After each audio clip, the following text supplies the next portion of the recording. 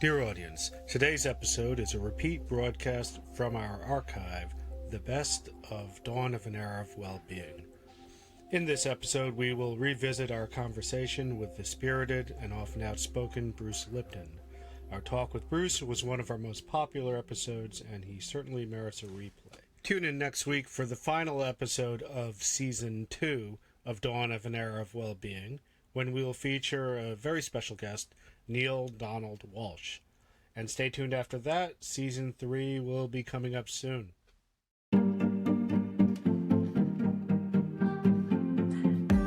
Who on earth are we? Why in heaven are we here? And how to make sense of this mess of our humanness and perhaps even transcend it. Welcome everyone from whatever nation state or emotional state you might be in. Dawn of an Era of Well-Being is the place to tune in. We're going to deep dive into uplift with insight. And I'm thrilled to welcome our two formidable hosts. Two-time Nobel Peace Prize nominee, Professor Ervin Laszlo, is a world-renowned philosopher and systems scientist, the author, co-author, or editor of 106 different books that have appeared in a total of 25 languages. He's also written several hundred papers and articles in scientific journals and popular magazines. He's a member of numerous scientific bodies, including the International Academy of Science and the World Academy of Art and Science. He's the founder of the Laszlo Institute of New Paradigm Research and the Club of Budapest, and the recipient of various honors and awards such as Goya Peace Prize, the Assisi Mandirov Peace Prize, the Luxembourg Peace Prize, and he's received honorary PhDs from the United States, Canada, France, Finland, and Hungary. And Fred Tsao is a business leader, futurist, practitioner of Eastern wisdom and Western science, author and chairman of the Family Business Network's Ambassador Circle, and founder of ITEA Institute and Octave Institute, where ancient wisdom and quantum science are fused to create a platform for people to achieve a purposeful life that's mindfully lived at new levels of consciousness and freedom. I like to start each episode by acknowledging our worldwide audience, for whom some are lucky enough to be thriving in this remarkable new environment, yet so many are not. It's challenging. Dawn of an Era of Well-Being podcast and book hopes to offer real comfort to the global community, helping us awaken to a new paradigm and a new era of well-being. We encourage you to not only read the book and hear the podcasts, but to feel them, to start awakening your senses to different ways of perceiving beyond just our eyes, just our ears, because this is the place and the space that Ervin and Fred refer to as consciousness, and that's our comfort zone for the long term. So as I welcome today's exciting guest, Bruce Lipton, I'm going to dive into a subject that's part of the book title called Well-Being, and how to find it within a science and spirituality that, while starting to work in tandem, is still in a kind of struggle about which voice is dominant. We're in quarantine quagmires, pandemic mixed messages depending on one's country. Is it a second wave, a third wave, a wall, or some now call it who knows what? Boosters after 6 months, after 5, in some countries now after 3. The protocols of this viral dance are constantly shifting, and while it keeps us on our toes, it's hard to keep tempo without stepping on toes. Leadership struggles about how to address all of this, or sometimes redress it depending on impending elections. So the underlying vibe for many worldwide is scare versus care, the politics of pandemic. I want to talk about our global immune system and how to help it rebound from this very frazzled and fragile state. And as climate shifts force bedrock to shift, is shift and change the name of this new paradigm game, which demands a much more nimble, humble, and adaptable approach to shifting truths, and sometimes multiple truths. So before we start, I'm going to introduce our dynamic guest today, Bruce Lipton. We are thrilled to have him. He's regarded as one of the leading voices of the new biology and bridging science and spirituality. He's a stem cell biologist and internationally acclaimed best-selling author of The Biology of Belief, as well as recipient of the 2009 Goya Peace Award. In 1982, he began examining the principles of quantum physics and how they might be integrated into his understanding of the cell's information processing systems. His years of research at Stanford University's School of Medicine produced breakthrough studies and discoveries about cell biology and ultimately the mechanisms by which the mind influences the body, which presaged one of today's most important fields of study, the science of epigenetics. He's been a guest speaker on hundreds of TV and radio shows, as well as keynote presenter at national and international conferences about leading edge science and how it dovetails with mind-body medicine and spiritual principles. His new book, Spontaneous Evolution, Our Positive Future and a Way to Get There from Here, is available now.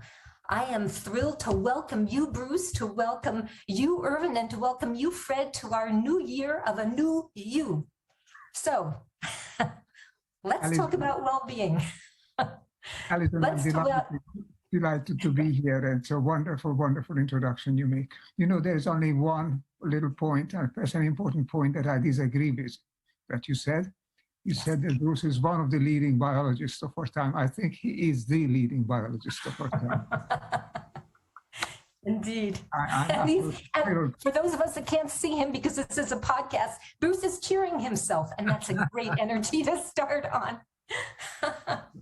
Just to say that I'm delighted to have this opportunity to exchange some views with Bruce.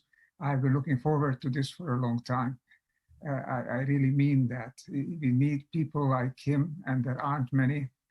But even if those few that there are have to be put in contact with each other and put in contact with the wider public so that we can get benefits from the ideas. What I want to say is to start this discussion with Bruce, is that how could you think of anything even more important than having a leading biologist address the problems of humanity? Biology is supposed to be a science of the living organism. But the living organism is not just the living human body or any species body. The living organism is, in a way, the collection of all the bodies on this earth. All of humanity is practically an organism, and we can treat it, in a sense, in a delicate, evolving organism. All of the social and political and economic systems that you are building, they are part of the human organism and part of the organism of life on Earth. And this organism has to be treated as such, as a living being, instead of just being exploited and used for short-term ends. Unfortunately, if I would diagnose in a word or two the problems that we face, I would say that we have forgotten that we are part of a larger organism, part of a larger whole, which also evolves and strives, could strive, but it could also suffer and become degenerate. It's all possible, and it's in our hands, basically. We have to learn to live together on this planet as part of a living system. And the person who can explain that better than anybody else is our guest today, Bruce Lipton. May I ask Bruce to just say a few comments, few words, so that we can start the dialogue? First of all, I so appreciate being here with you, Irvin and Fred. This is an honor for me because you are leaders and have been leaders of trying to create a new paradigm on this planet. The reason why we need a new paradigm from a biological point of view is the way humans have been treating each other and the way the humans have been treating the environment has led to what is called the sixth mass extinction of life. 5 times on the history of this planet, life was thriving, and some cataclysmic event wiped out up to 90% of life each time, and then it started all over again. The last mass extinction was 66 million years ago when the dinosaurs were here. A comet hit near the Yucatan Peninsula and wiped out 75% of life on the planet, including all of the dinosaurs. That's called a mass extinction. Right now, human civilization has experienced what is called now the sixth mass extinction, But the most important point about it is that it's human behavior, our own behavior is undermining the web of life as if we were to separate or something from life. And like in the biblical story, like God supposedly creates the earth and nature and then adds the humans at the end, like an add-on feature, suggesting that we were separate from nature. And the fact is, no, we are nature. We are an element of, we evolved from nature. We cannot live without nature because it's all one giant living system. And the point about it is human behavior, unaware of what it's done and its power, the power of human behavior is so powerful that it's causing the web of life to collapse. They took a survey of how many animals were on this planet in 1970. The World Wildlife Foundation said, how many animals on this whole planet? And they recently redid the survey, and over 60% of the animal population has died off in the last 50 years. That in a very short time, science has recognized there'll be no fish in the ocean because of human overfishing, polluting the water, destroying breeding grounds, again, human involvement. So the relevance is this: we have a choice to make.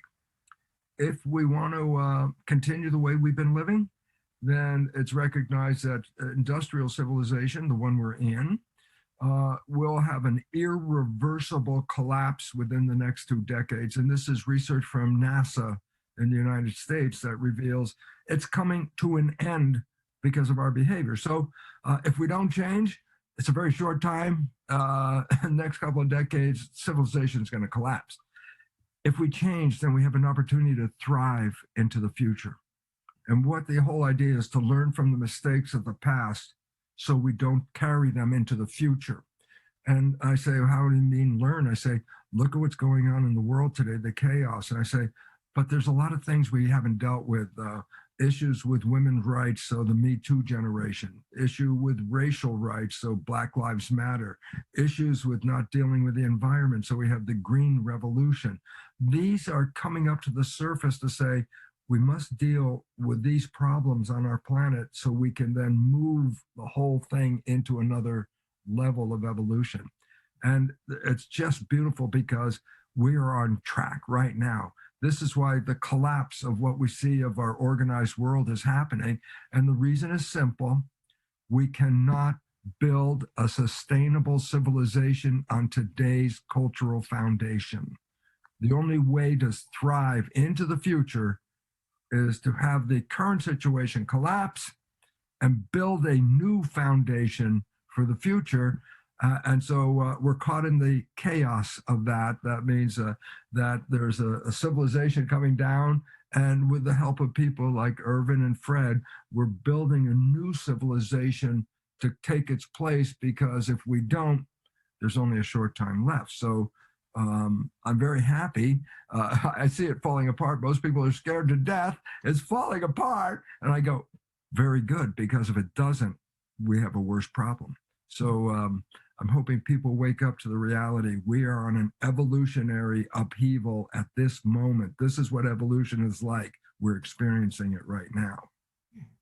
How to join it, how to be part of this evolution. This separateness that you talk about is really the key issue, really. We treat ourselves as though we wouldn't be part of it, as though we would be separate. Yeah. And what the way we act, anything goes as long as it makes money, as long as it's technically feasible, and doesn't overtly break the law. You know? Then you can do it, and never mind the consequences. And that has brought us to where we are now, and to this dead end, which is also a transition end. The dead end of the old, but is the beginning of the new. And to find the new, we need wisdom. We need science, we need intuition, we also probably need spirituality. But we need people who have a deeper insight. That's what we are trying to do in this series of podcasts. That's what you have been doing. That's why you are the leading exponent of this on the biological level.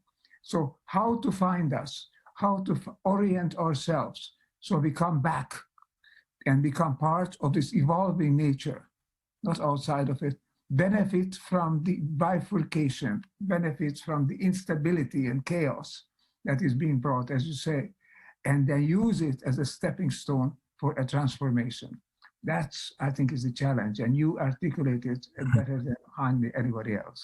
Well, thank you for that question, Everett. It's a very long one. I maybe 12 urban hours from here, but I could get into this in a very simple sense, is that we live in a culture based on science. And that's when we look at the world and somebody says, is that scientific or it's not scientific? If it's scientific, it says, oh, this is good, this is true, let's follow it. Not scientific, we question. And I go, but now there's a problem. The science that we've built this culture on, the current version of science that the public is aware of, is totally incorrect. The idea that we live in a world, a universe like a Newtonian universe, which means that they separate the universe into matter and energy and say these are two separate things. And it's like, no, quantum physics in 1927 said, no, they're both the same thing. Everything is energy. And the idea about that is energy means everything is interconnected because energy has no borders. Anything that's here is energy, and energy has waves, and all the waves are interacting. So we have to recognize we are part of a fabric of everything. We're not separate entities on this planet. So the first mistake is to ignore the invisible, which is what we might refer to as spirituality as well. We can talk about that. So first mistake, no, the universe is not made out of matter and energy. It's all made out of energy. It changes how we see each other and our connection. Second mistake, Darwinian evolutionary theory is wrong and totally dangerous.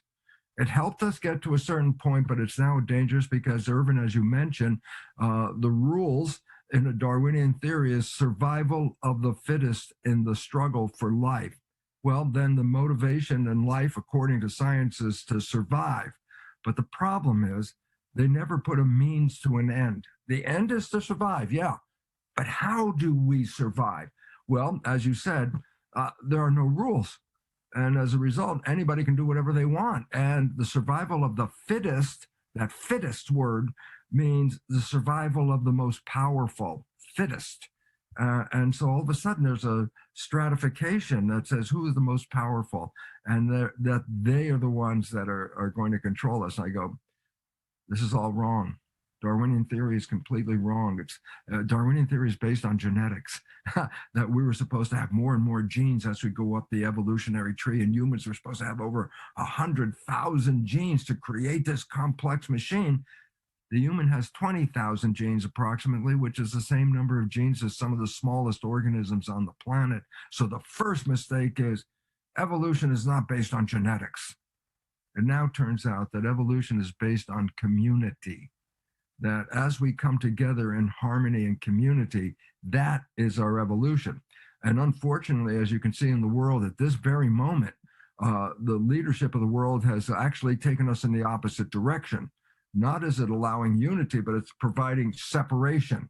Separate yourself from your neighbors, separate yourself and put your mask on, keep away from each other. They lock down communities. And it's like, this is the opposite of evolution. As you mentioned, Irvin, evolution is the coming together in community. Each human is like the equivalent of a cell in the body of something that's being created that's much bigger, the body of something we would give a name to humanity. We are humans, we are cells in the bigger structure called humanity.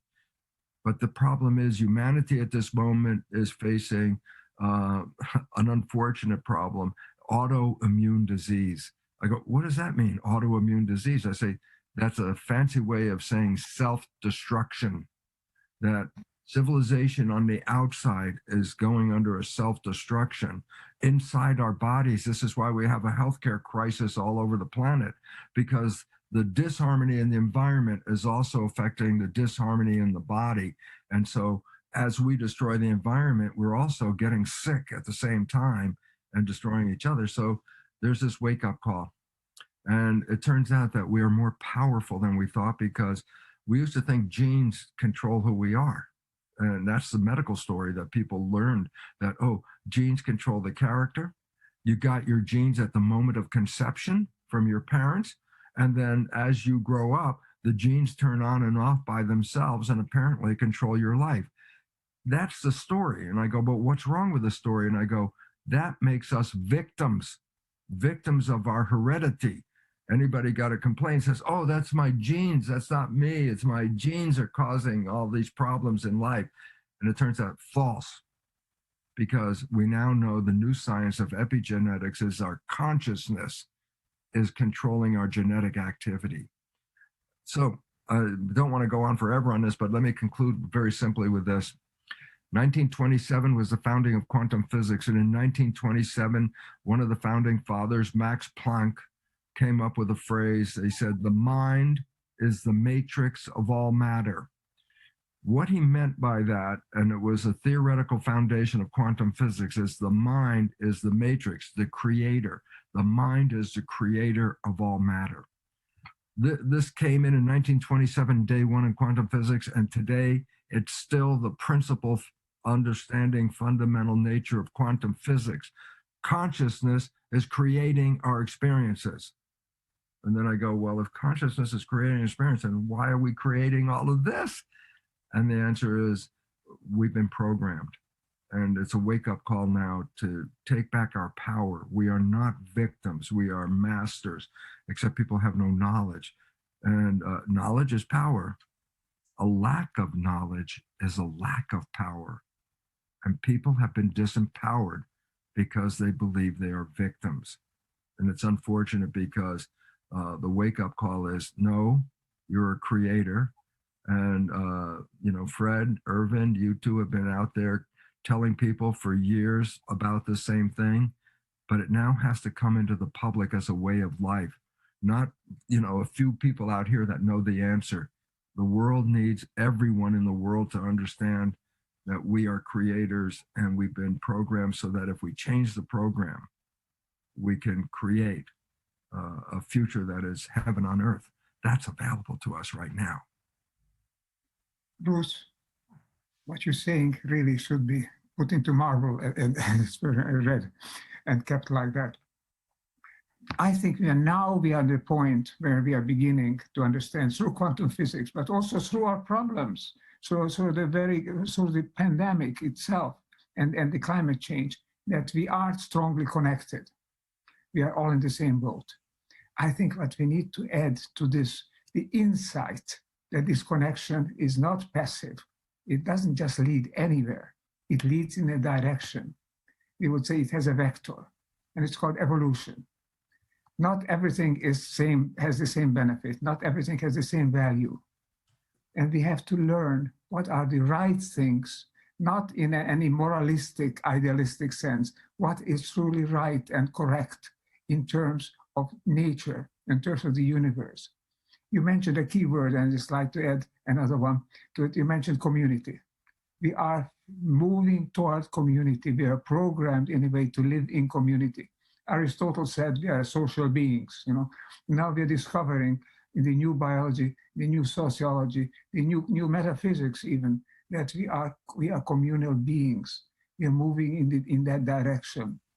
But that being that moves in that direction can also be described in science, as you're doing it, many others are doing, with another term which I particularly like, is coherence.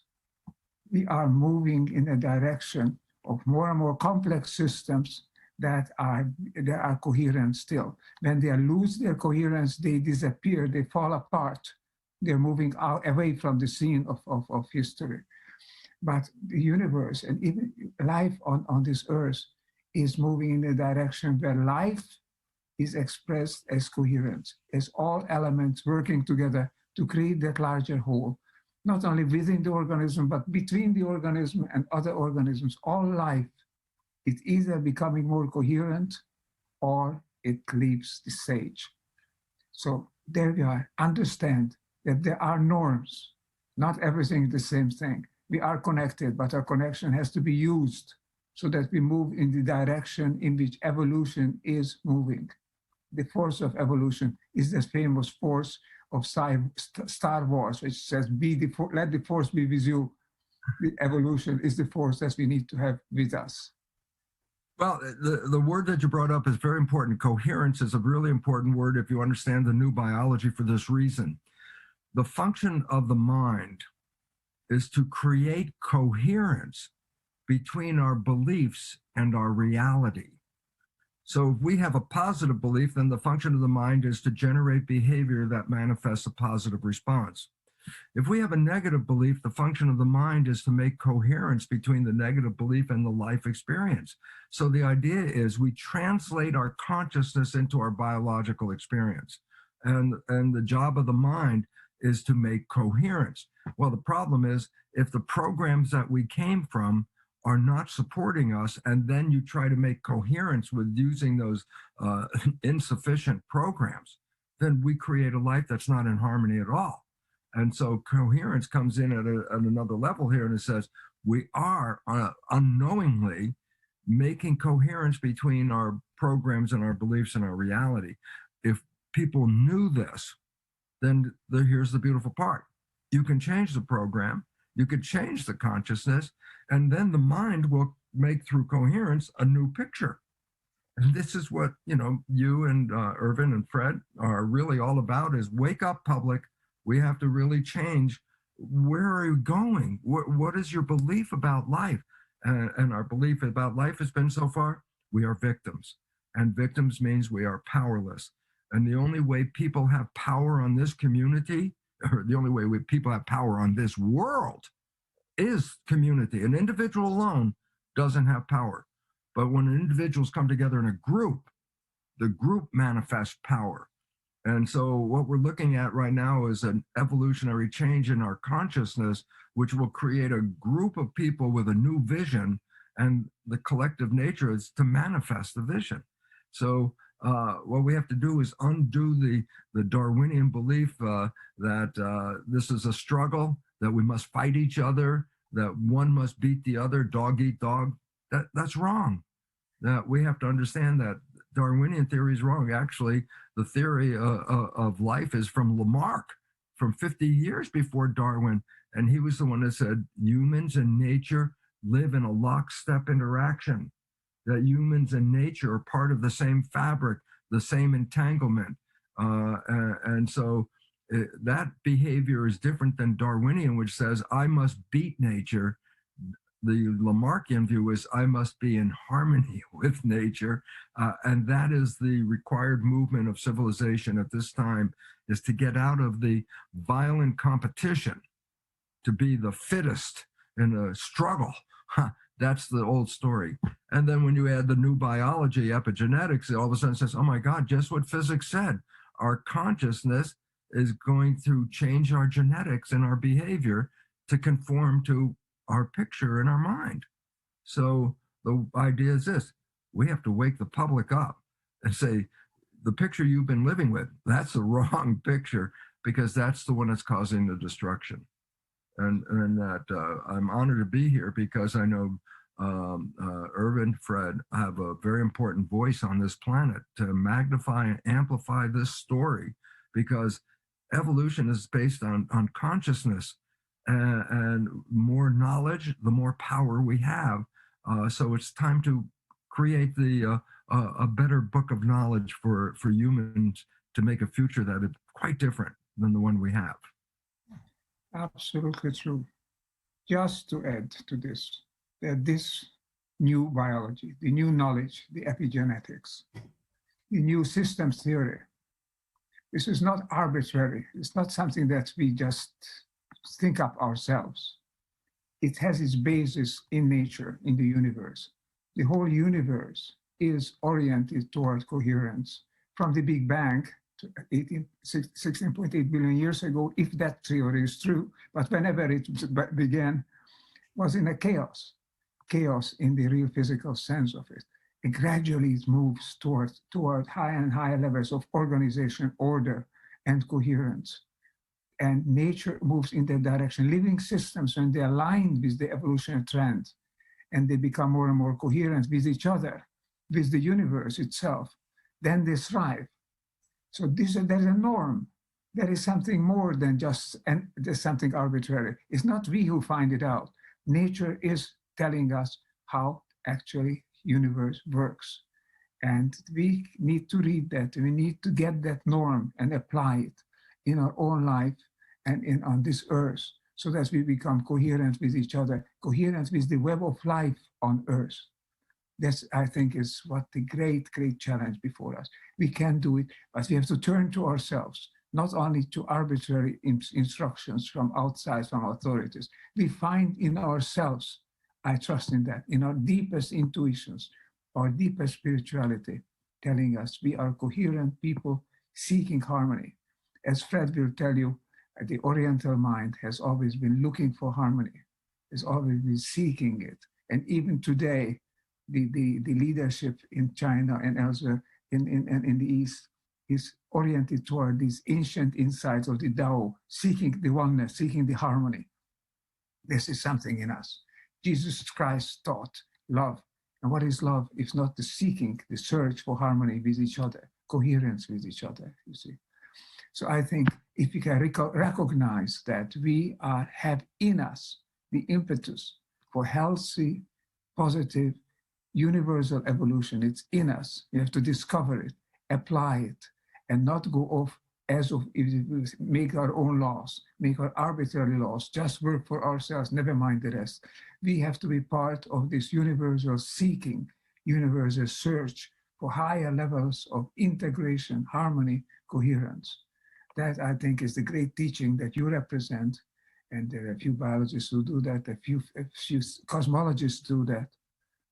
And the fact that you take it from quantum physics is so wonderful, so necessary. Over 100 years ago, James Jeans, a cosmologist, astronomer, said, the universe is more like a big thought than like a big rock. Absolutely.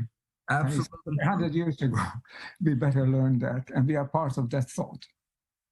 I am so excited because this is the kind of information that changed my whole life from being conventional. I was teaching in medical school, the nature of the biological mechanisms, cells, and all that stuff.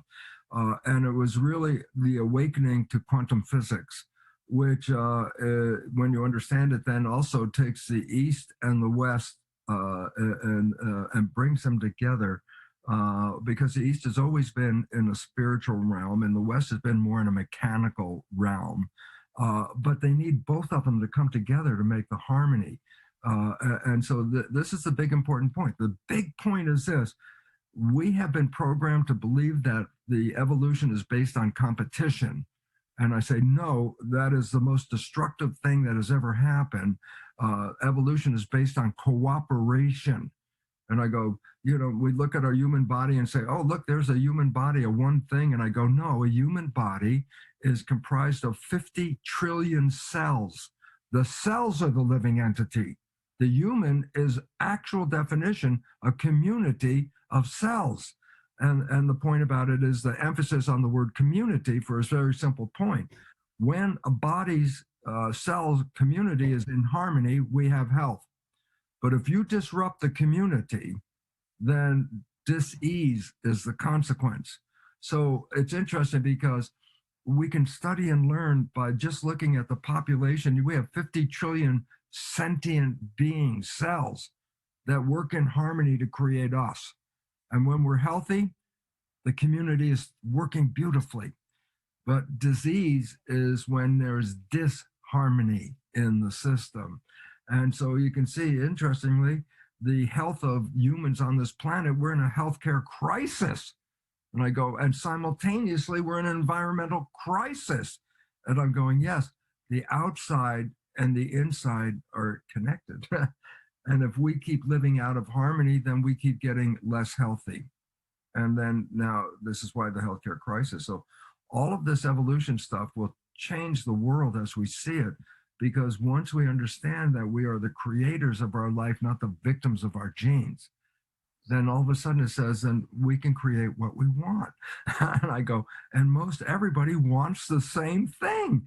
And that is peace, love, protection, a job, a food source.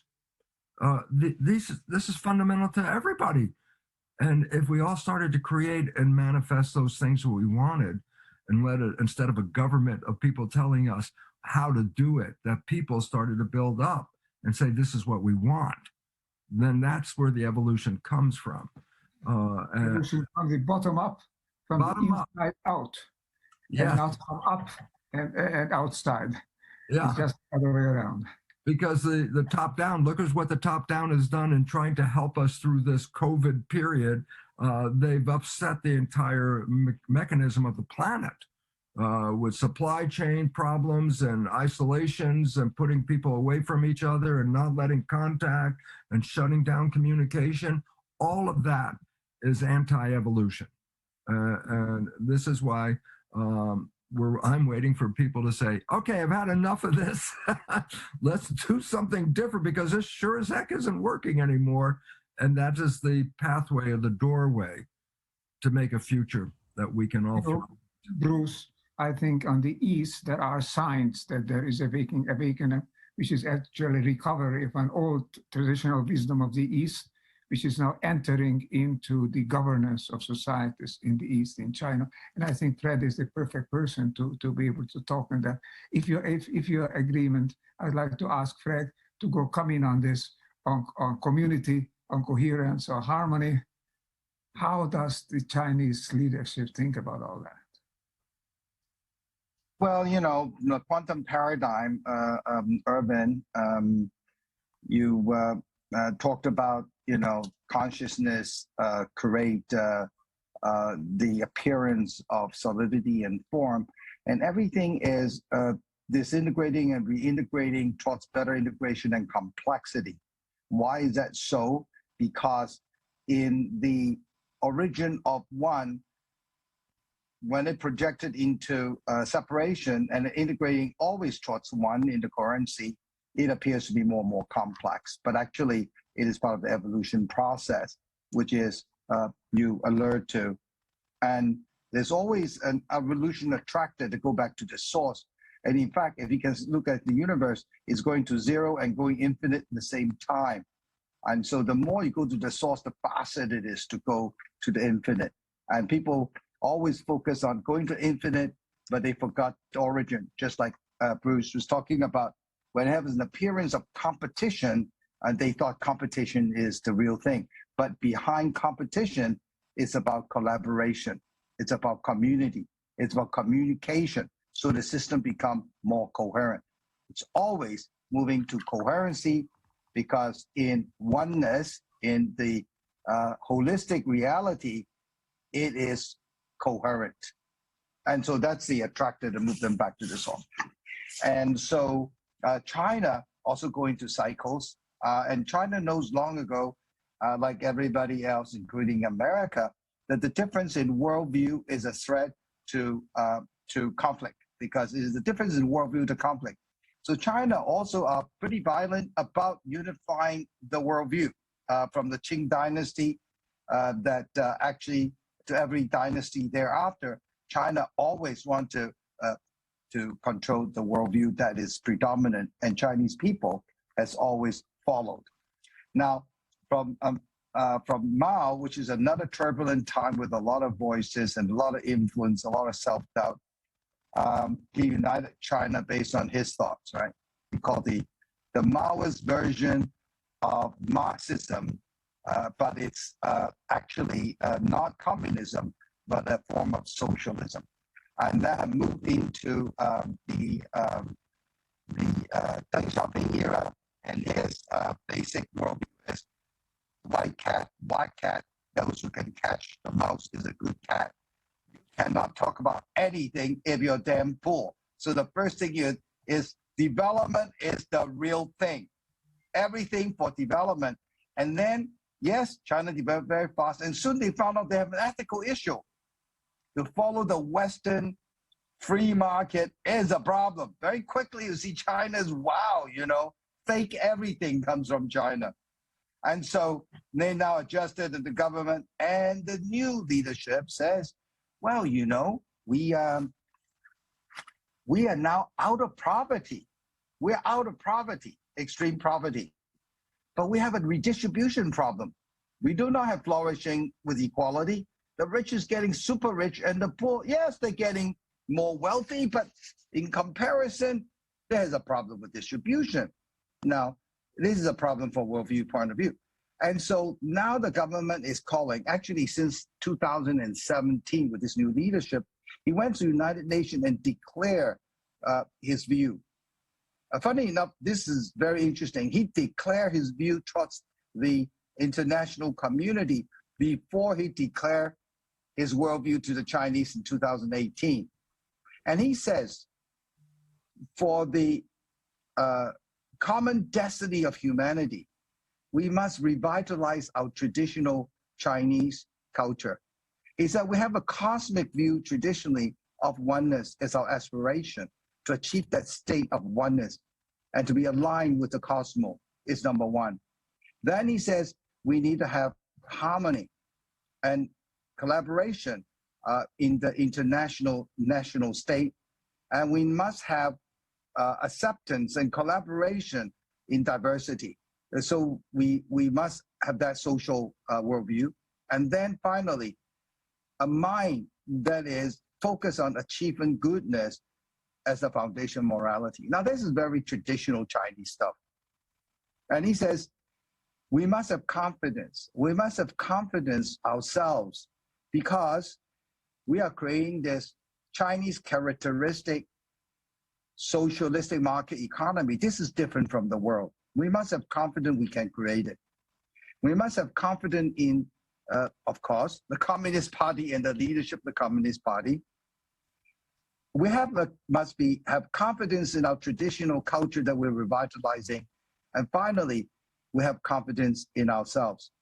He now declared that the most important thing now to establish China is the quality of our citizens, the quality of our people, the culture of our people. Instead of building in the past a nation based on economic development, it's going to be based on cultural development and the quality of the citizenship. And so these are the new things. Then he proceeded doing education reform and shutting down all those that are supporting this insane thinking of industrial competition. He then starts shutting down business platforms that he doesn't think that is in line with the benefit of society. Most notably, you see social media. You cannot sell people out. They are not something you farm on. So you can't sell data. So all these things are coming in this reform. So that is where China is going. China is decided, like as we know, culture is created from our worldview. China is decisively finding coherency in government policy to execute that worldview, to execute that vision of the building a country of culture based on this, a country of citizenship based on this. And then he calls on, lately, they call the everything towards goodness, capital towards goodness, people towards goodness, and business towards business. He called on business called the business to take responsibility based on goodness to redistribute wealth, to create a collaborative flourishing of the whole population. Well, he's right, because he knows that we cannot rob the rich to give to the poor. It just kills all motivation. So what we need to do is guide, pressurize, and frame the business, because market economy is the way to go. A socialistic market economy has social goals. And now he put it into an even bigger picture, have human goals. So he's trying to solve the sustainability challenge, the globalization, and the wise use of technology application using this direction and this methodology. So that's where China is going. Well, to me, Fred, this is a very important and very wise decision at this time. NASA, which did the research, that said that industrial civilization is facing an irreversible collapse in the next couple of decades. And I emphasize irreversible. It's not like we're going to make it great again. No, we have to collapse it and build a better one. Now, with China starting with a new foundation, this is an important contribution to all of this. And the 2 points that NASA said were the driving force of this upheaval that we're in right now. He said, number one was the use of Earth's resources, that we've been using the resources up on the planet, and most of them are not renewable. And the idea is we are eating up our environment, and we need this environment. So we have to change how we live to not use so much resources. He also brought up the fact that NASA was that there was, as you mentioned, the unequal distribution of wealth on this planet, where the poor people have nothing and the top percent has, most of it. It's that NASA said the resources and the wealth distribution are the problems that are going to precipitate the collapse of the current situation. I really believe that this is profoundly important in it, because then look at the 99% of the people that struggle and the 1% that are, even in this time of COVID, are making much more money than they were making before. That this does not create harmony in a system. In a biological system, we have to recognize a couple of things. Number one, there's a vision by economists that everything must grow every year. Every year we must have an increase in the product, the gross product of the country. And I go, this is biologically unsound completely. There's no organism that keeps growing and growing and growing.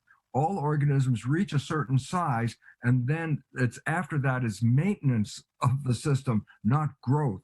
So when we keep pushing growth, we're just taking more out of the system. It's not growth. What we need to do is balance.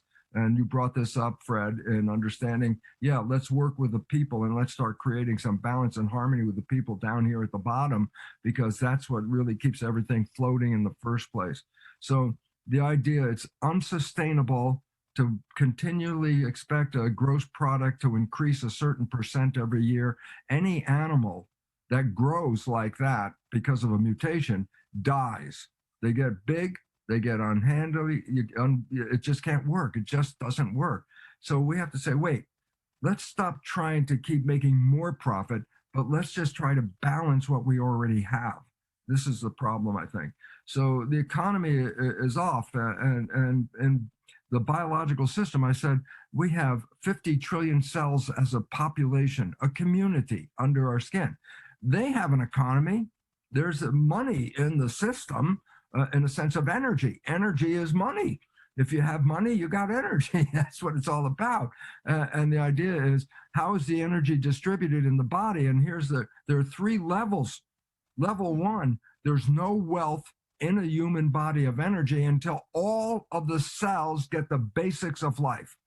If every cell's got the basics of life, then any extra energy comes in as profit at that point.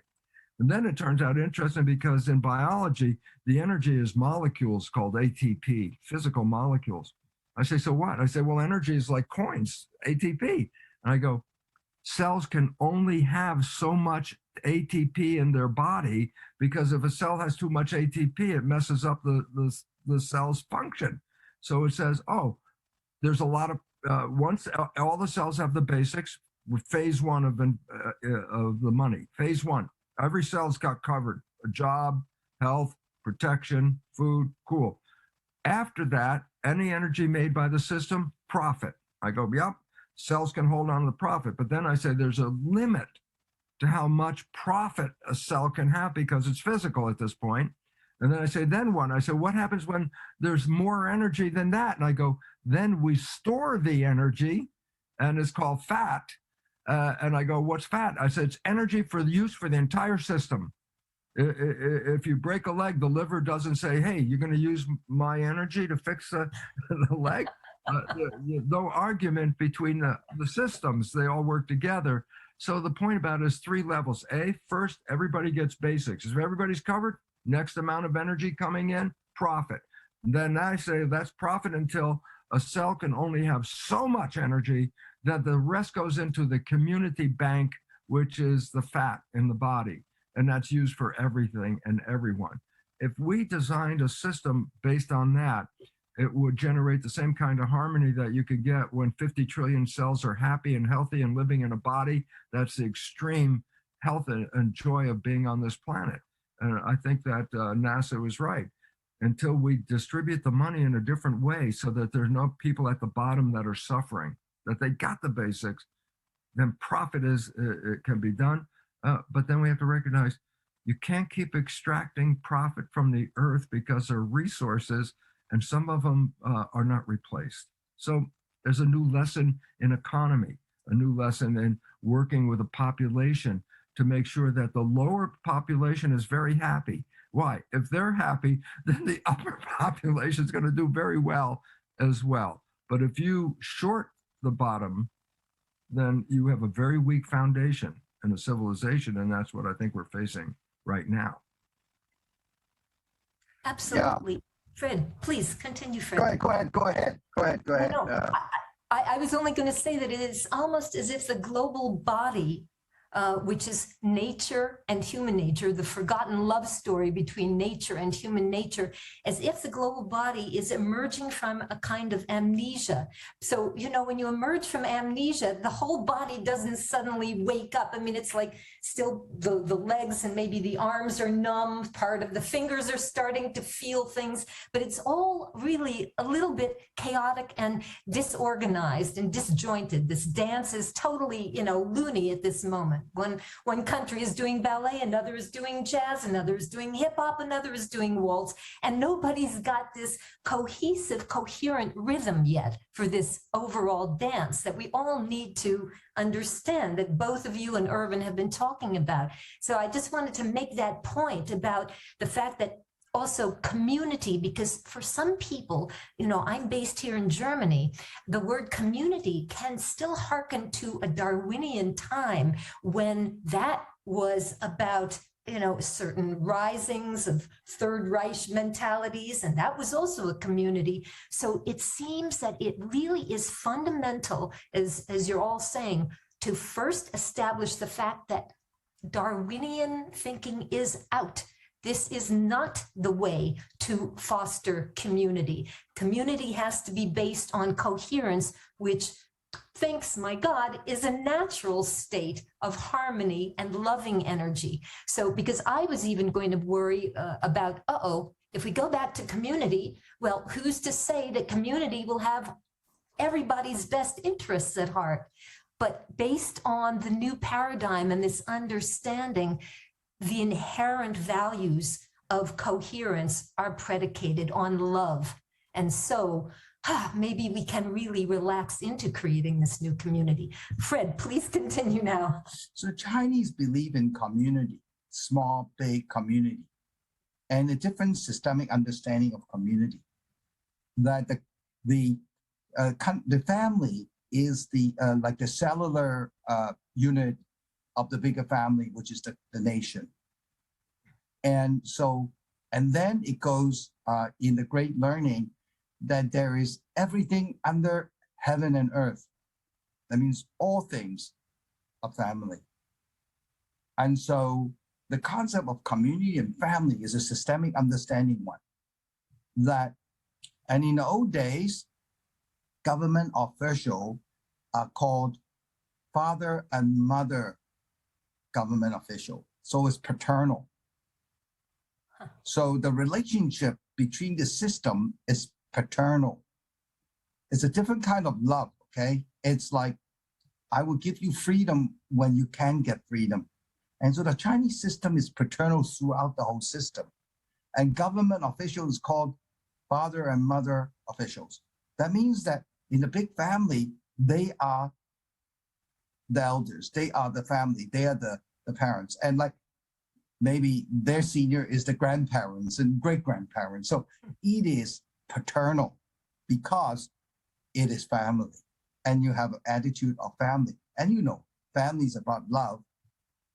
And of course, it's distorted because love in Chinese has two words, love and then emotions or sentiments or relationship. And so often people misunderstand love and relational emotions called 情, 爱情, two words, right? And behind it, you have big love, which is agape. Not much refer in China. It's pretty much a Greek concept. So I suppose somebody there is taking a Greek concept and wrote it down. We do use it, but that's not often used. So back to the thing about the body. And so first is a systemic understanding that everything is a body, is a community. And they have to find congruency within that community. And that paternal love, which is the purest love, is the foundation of those bodies. The second concept about body is how our body is built physically. There are different layers. And the Chinese talk about the creation of the humans from consciousness. And so the first, it is the energy of the cosmos that come. And it manifests into giving us the gift of virtue, what we need to survive and flourish. That is our nature. So a dog has a dog nature and a human has a human nature. And this is the gift of the cosmos. Then the energy of the earth, and which is the mother, starts moving. And then the evolutionary energy called Sun enters into the play. These three energy then give us the soul. And there's three souls, origin of consciousness. One comes from the cosmos, another comes from the earth, which is existence, or the information of all existence of creation, or collective karma, and then your individual consciousness or individuated consciousness, which is your personal individuated karma. This three energy comes together and become your individuated soul. And from there, it created 7 material operating energy that accumulated to respond to the soul in the material world. 7. Now I'm going to go into it, but many of those are emotions, and including fears, and they become the motivation driving force of creativity. And then it creates the individual mind, individuated mind. From that individual mind creates the body, and then you start creating the 6th level of consciousness, which is your receptor, and the consciousness attached to your receptor information. And from that, your desire start driving your will. And then with your will, you start having a direction and thoughts. And with the thoughts and formulating your belief system and so forth, you start creating the world. And that's projection, how it works. However, the whole idea about is develop wisdom in life. And there is 2 words in the wisdom. One is the wisdom of material reality. Another is the wisdom of the non-material reality, called 智慧, 2 words. And the non-material wisdom can achieve through stillness. And that is through going from the 6th level of, or what we call iceberg, Western called the tip of the iceberg, back down into the 7th level, which is the operating system, which we call the subconscious, to the unconscious, which the Freud called id, which is called the 8th level of consciousness. In the 8th level consciousness, it is connected to the 3 souls. To the 3 souls that is there. And so what we do is there are different layer. And this is related from how we see the world, which is the belief system. And in Buddhism, it calls the opening of the 5 level of eyes. So the first level eyes, you got a physical eye. Well, that's the 6th level. The seventh level eye is you can now see energy. They call the third eye. You can interpret, understand, and sense and read energy, called the energetic eye or the heavenly eye. The next level of eye becomes your wisdom eye. That is when you see the rhythm behind, the operating system, the rules behind, what's really happening. In essence, it's called Hui. This is the second work in wisdom. You must achieve that eye, to use that eye to see how the world works. Then you have wisdom of life. Beyond that, you move into the fourth eye, which is the Tao eye. This is all methodology. This is the Tao eye. They call the method eye, the way eye. And finally, and that is the Tao, the evolutionary energy, and you can truly understand and create from there.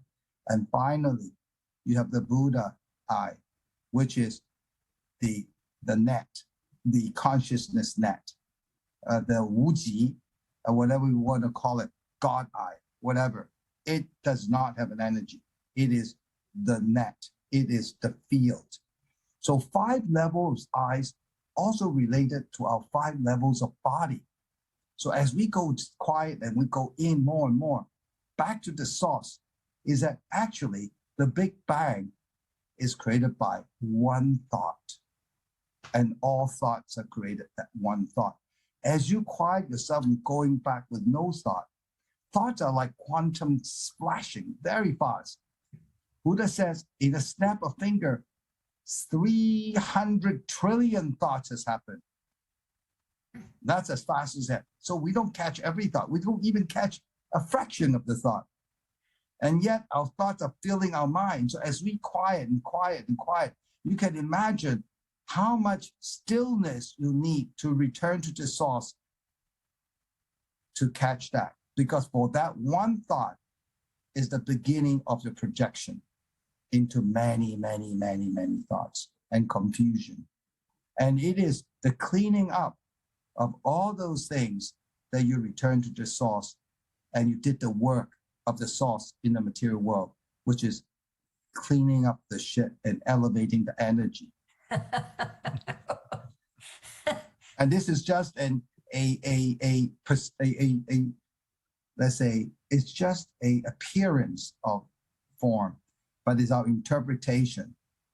And so it is through this process we develop a different operating system. So you think about today, we use a lot of our left brain, right? The intellectual understanding. It distorted everything. So we all know that when we're meditating, the left brain and right brain neural connectors are strengthened.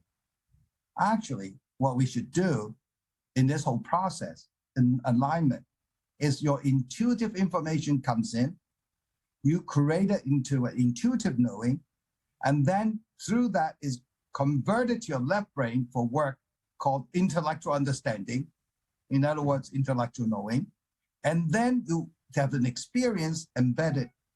Actually, finally, you have a set of neural system called habits, except our habits is against misaligned. Once we get into a new operating system within the 7th level of consciousness and rewire ourselves, now we have an alignment embodied. And that is a journey we need to constantly do until we totally have coherence. Everything is coherency. When we have no coherency, we have resistance, we have stress. So stress is a good foundation, resistance is a good foundation of knowing that we are incoherent with our soul in our action. Beautifully said, So Fred. this is how the body works. It's a simple little thing called a body. My goodness, are we in our infancy, aren't we, Bruce, of understanding? The hard part here is that the habit mind comes in. And the problem is that we pick up the habits in our conventional world by observing other people and downloading their habits. This is what a child's development is like in the first 7 years. The program of how to be a member of a family, how to be a member of a community is strictly downloaded in a state of actually not even being conscious in theta, which is a hypnosis state of the brain. It's just below consciousness. A child is in theta predominantly for the first 7 years. And I go, so why is it relevant? I go, well, if the habits that come in are not in harmony with the planet, and then the person is running their life, it turns out about 95% is coming from the programs in the habit mind, then all of a sudden you see why everything goes off on a screwed pathway is because we got screwed up with the first habits we got in. It's very interesting. There's a wonderful study on infants, and they do a little puppet show with 3 different pieces that one of the pieces wants to go up a hill, and it's like a circle, and it keeps going up and then falling down, going up, and then it gets up to the top and goes. And so they see that first, and then they bring in a second character. The second character is a square, and when the ball is trying to go up the hill, the square is pushing it back down the hill. And then the third character comes in, and it's a triangle, and the triangle pushes the ball to help it get up the hill. At the end of the play of this, it's like a puppet show. The infants are watching this. They give the infant a tray with a circle, a square, and a triangle, and see which one the infant will pick up. The infant always picks up the triangle, the one that is helping the circle get up. It does not pick up the square at all. So even at that point of infancy, an infant can see that there was a helper and there was a problem creator. And even so, the baby has no real other programming than to watch this, and will always pick the helper out of the pieces when given a choice. And I say, why is it relevant? I say, we were born with this innate ability to be in harmony and help and work and support and love, and then we get programmed out of it. The first 7 years by observing parents who are not behaving in the best way, community, and we download those behaviors in a state of hypnosis. And then 95% of our life comes from those downloaded programs. And the bigger problem, and this is the big problem, is that we play subconscious programs when the conscious mind is thinking. And I go, what do you mean? Well, the conscious mind's creator. And I go, yeah, but it can think. And I said, well, when it's thinking, it's inside. A thought is inside. So conscious mind is not looking out. It's looking in when it's thinking. But let's say you're driving the car and all of a sudden you have a thought. And I say, well, your conscious mind's not looking out the window anymore. I go, oh my God, I'm going to be in a lot of trouble here. And I go, no, the subconscious mind is called autopilot. When the conscious mind is busy, the subconscious mind knows how to drive the car. The subconscious mind knows how to walk. The subconscious mind knows how to do the habits that we have learned. So we don't have to think about it. So when thinking is going in, conscious mind is not looking at the world. Subconscious takes over autopilot to make sure we don't crash the car. And I go, so why is it relevant? Because the conscious mind does not see the behavior of the subconscious mind, because the conscious mind's not paying attention. And I go, so what? And then comes the big problem of our world. Over 60% of the downloaded programs that go into the subconscious are disempowering, self-sabotaging, and limiting beliefs that we acquire from family and community.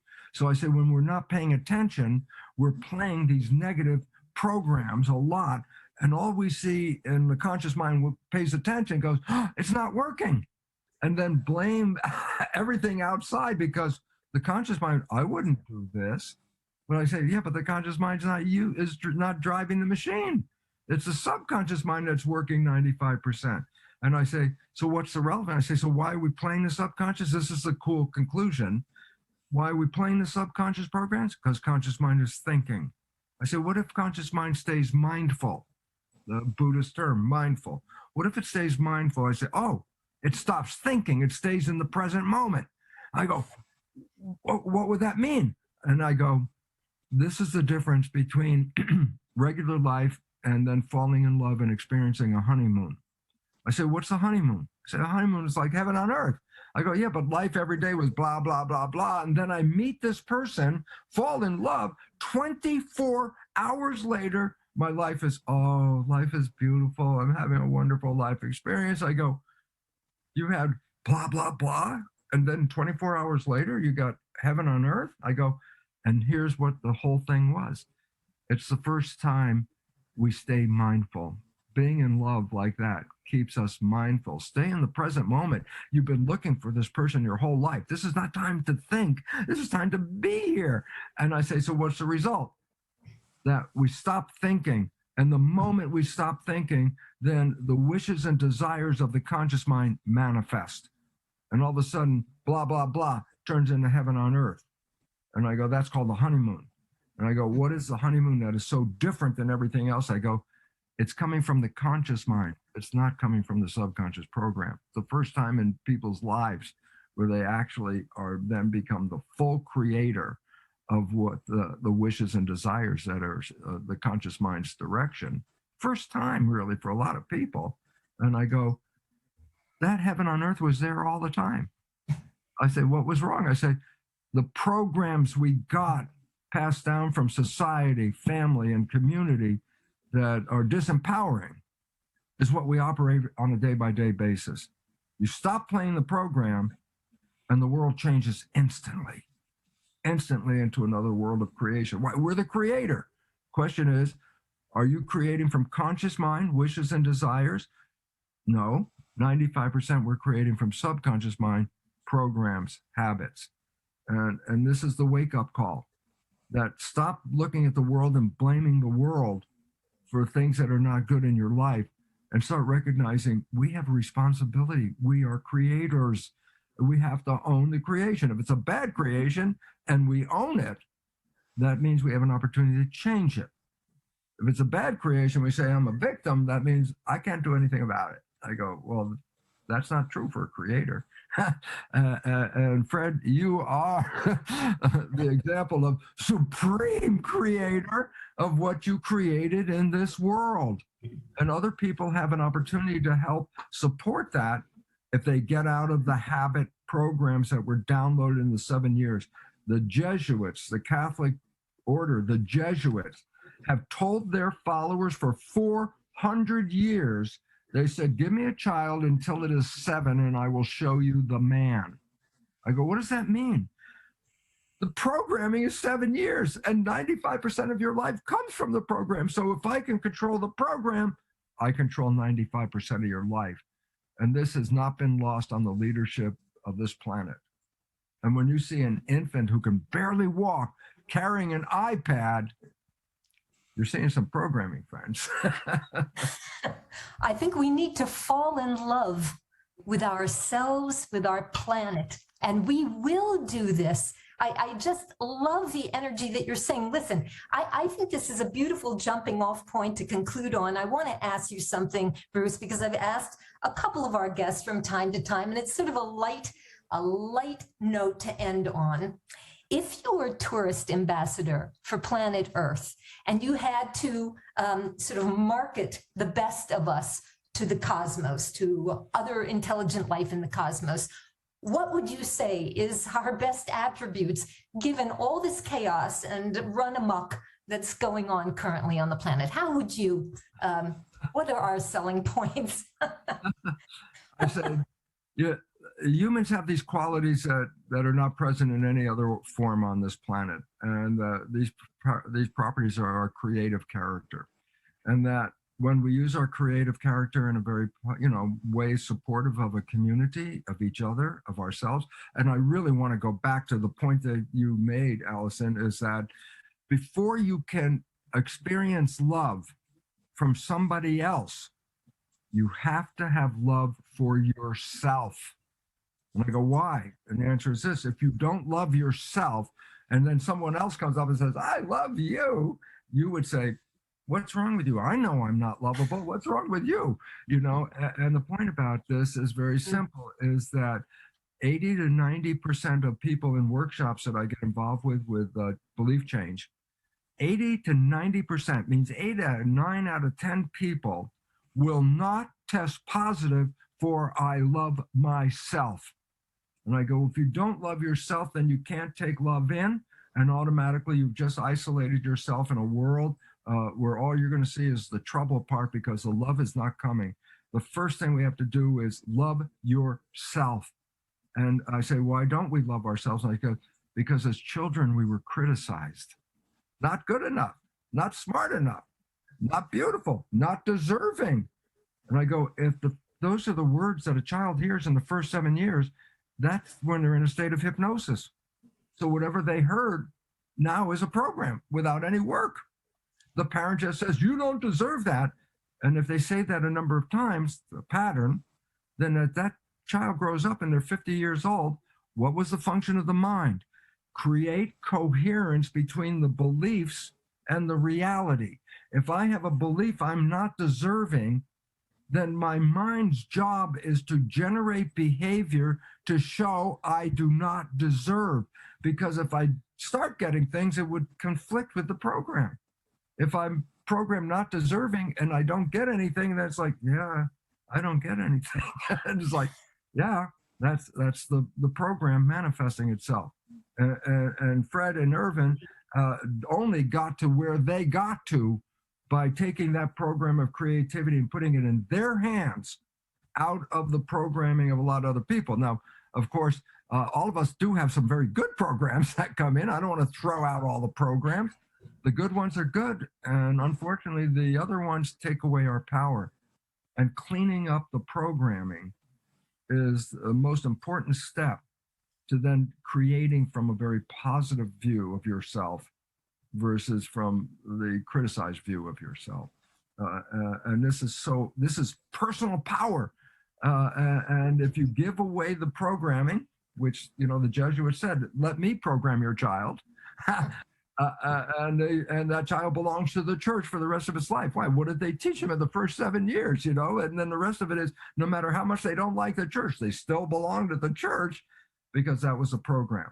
And I think so we have to re-emphasize the from COVID, perhaps, to coherence, community, because there is a lot of good co-words that evoke a really good feeling, and we're so oriented towards the co-words that don't. Competition, CO. So maybe we can shift our emphasis and rediscover the love for ourselves and the greater. What do you think, Fred? Yes? Allison, people don't Yeah, yeah. Well, actually, I want to share this little bit in response to to Bruce afterwards. Yeah, on this. Please, and then we'll conclude on that note. Go ahead, Fred. This is our final commentary from you and Bruce for this. Oh, well, let's go all night. Let's have an all-nighter. Our listeners are ready. No. Go ahead, Fred. Please. Great. So how do you reprogram? How do you reprogram yourself? So actually, first you have to understand the system that we're operating. There's a stimuli from a material outside, and then you have a feeling. And feeling is both sensation and emotion. Then thoughts arise at the same time and reinforce into a loop. Then in your mind, you act on it. And then you act on it physically. And then you have a new experience, and therefore you have a new embodied knowing. And so this is the operating system and reinforcing. And so if your thought is wrong, then you keep repeating and deepening that wiring. And this is the operating system we, without knowing, is already put into us. However, to come into using the same operating system, we need to reprogram the system. And that reprogramming system is called the Eightfold Path. And the Eightfold Path is talking about the correct worldview, the correct speech, the correct. What is the correct? Means alignment. You awaken deeply into your consciousness, and then you align to it, and then you collaborate, and then you recreate, and then the whole system starts recreating a correct operating system that this operating system put us, because we have been conditioned to have an incorrect understanding of reality, and it's keep repeating itself. So we have a set of neural wiring, which is how the physical works, that are wired not right. Now we're gonna do a physical rewiring, so it should be wired right to be coherent. It's called mindfulness. Mindfulness is just called correct thoughts. And so they're correct worldview, they're correct stillness, they're correct. There's 8 correct things that you need to correct. And when you correct it, you have an operating system that works in coherency. Absolutely. That is the whole secret of moving from where we are to the next place, is to recognize, am I living the life I want, or am I living the program that I was given? And people don't know the programming. I'll tell you why. Because the programming started even before you were born. In the last trimester of pregnancy, you were responding to your mother's world, because her blood is nourishing the fetus, but her blood has all the emotional chemistry, all the factors to coordinate her life in that world. And so when the blood goes in the fetus experiences everything the mother is experiencing at that point. And if it's a pattern that repeats itself, then it downloads it even before you're born. So here's the point. You were programmed before you were born. You were programmed from 0 to 1, from 1 to 2, from 2 to 3. I say, what was your program at 0? And you go, I don't know what the program was. I wasn't there. I go, that's the problem. What are the program? Because we were not there when the programs were going in. So I want to help before we close to say, I want to help you identify what the program is. And I say, how do I tell you that? And I say, 95% of your life is coming from the program. Your life is a printout of your behavioral programs. So you look at your life, and here's how you look at it. The things that you like that come into your life, they come in because you have a program to acknowledge that. But the things you want and desire, but you struggle, you're working hard, you're putting a lot of effort. I'm going to make it work. I'm working hard. I'm going to make it work. Why are you working so hard? And the answer is, whatever that destination is, your program does not support it, and you're trying to work over the program, and that is a very difficult process because the program's running 95% of the day anyway. And so the point is, what are your programs? The stuff that comes in easy, it comes in easy because you have a program to let them in. And the things you really want, but you have to struggle to get there, it's not because the universe won't give it to you. It's because your own program won't acknowledge it. And that's how you can identify, what are the things I want to change? I go, look at your life. Where are you struggling? That's not because of the universe. Universe is not making you struggle. It's your own unconscious programs that are the cause of that. And that gives us a start to say, well, then what do I want to change? I say, well, where are you struggling? Let's start by changing that program first. This is so beautiful. So both of you, I'm just grateful. And I think our listeners must be grateful. I can feel that, because this is the kind of stuff we're aching, we're hungry to hear, and we don't hear enough of. So on this beautifully compelling note, we're going to conclude this, our final episode of season 1, in fact. Yet it's just the beginning of Dawn of an Era of Wellbeing Season U. I am Allison Goldwyn with our hosts Irvin Laszlo and Fred Sau, and today's wonderful guest, Bruce Lipton, inviting you to gift the book, revisit this archive of inspiration to consider another way of living and perceiving, and join the Laszlo Institute of New Paradigm Research and the ITEA Institute for much more uplift and upshift upcoming. Remember, the bravado of our ego has historically gotten the better of us. It's a human thing that needs adjusting. So as we build a new paradigm for humankind, let's include human kindness.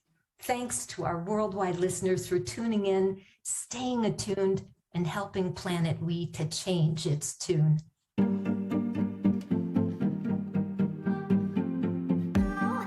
Thank you for joining us. Dawn of an Era of Wellbeing is a co-production of the Laszlo Institute, ITEA Institute, and Select Books. It's produced by Nora Cesar and Kenichi Sugihara, with theme music Chimera by Biba DuPont. The book, Dawn of an Era of Wellbeing, co-authored by Irvin Laszlo and Frederick Sau, is available wherever books or ebooks are sold. Please subscribe to Dawn of an Era of Wellbeing, the podcast, on Apple or Spotify for more fascinating guests and discussion. My name is Allison Goldwyn, founder and creative director of Synchronistery.com, a future party for the planet broadcast live worldwide. Wishing you well-being till we talk again next week.